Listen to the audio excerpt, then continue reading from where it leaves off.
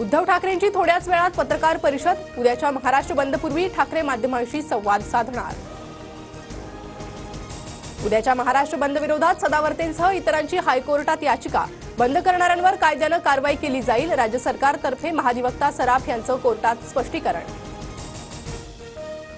महाविकास आघाडीचा बंद बेकायदेशीर। पवार ठाकरे कायद्यापेक्षा मोठे नाहीत, त्यांना अटक करावी लागेल। उद्याचा बंद गलिच्छ राजकारणासाठी, गुणरत्न सदावर्तेंची टीका। ठाकरेंच्या सीएम पदाच्या भूमिकेवर काँग्रेस नेते नाराज। सध्या सीएम पदाबाबत चर्चा नको, राज्यात महाविकास आघाडी सरकार आणणं महत्त्वाचं। काँग्रेसमध्ये चर्चा झाल्याची सूत्रांची माहिती। जास्त जागा त्याचा मुख्यमंत्री हे धोरण नको। आघाडीतला प्रत्येक पक्ष एकमेकांची जागा पाडतो, आमचा भाजपसोबतचा अनुभव, राऊतांचं वक्तव्य।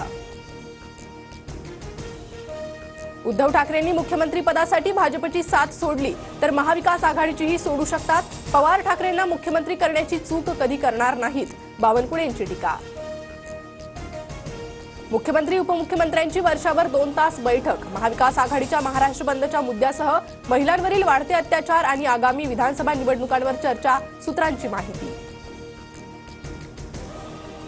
निवडणुका असल्याने मला सुरक्षा दिली असावी। माझ्या दौऱ्याची खात्रीलायक माहिती मिळवण्याची व्यवस्था असू शकते।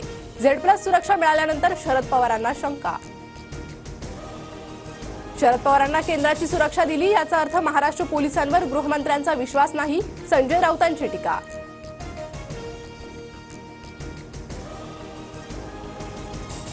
कोल्हापुरात भाजपला धक्का। समरजित घाटगे पवार गटात प्रवेश करणार। 3 सप्टेंबरला शरद पवारांच्या उपस्थितीत कागलमध्ये समरजित घाटगेंचा पक्षप्रवेश।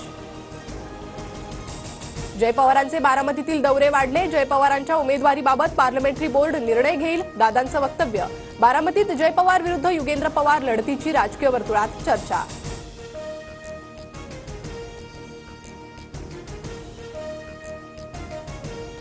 मुंबई हायकोर्टाचा राज्य सरकारला धक्का। सत्ताधाऱ्यांच्या 17 साखर कारखान्यांना दिलेल्या 2265 कोटींच्या कर्ज वितरणास मनाई।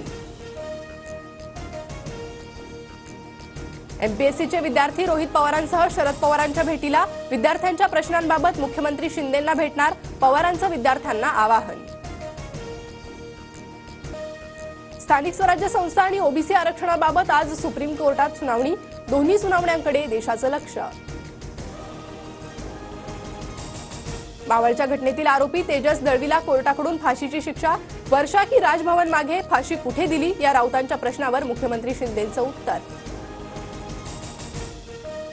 शिंदेंनी सांगितलेलं मावळमधील प्रकरण 2 वर्षांपूर्वीचं। आरोपी तेजस दळवी विरोधात 2022 सालीच गुन्हा दाखल। शिक्षा सुनावली मात्र अंमलबजावणी नाही, पीडितेच्या नातेवाईकांचं म्हणणं। वर्षा निवासस्थानावरील आंदोलनापूर्वी रविकांत तुपकर पोलिसांच्या ताब्यात। शेतकऱ्यांच्या मागण्यांसाठी तुपकरांचा आंदोलनाचा इशारा। मुख्यमंत्री निवासस्थानाबाहेरची सुरक्षा वाढवली। अकोल्यात 10 वर्षीय मुलीवर अत्याचार। अकोट फाईल पोलीस स्टेशनमध्ये पॉक्सो अंतर्गत गुन्हा दाखल। 10 दिवसांपासून सुरू असलेले निवासी डॉक्टरांचे काम बंद आंदोलन मागे। संरक्षण कायद्यासाठी मुख्यमंत्री केंद्राला पत्र लिहिणार।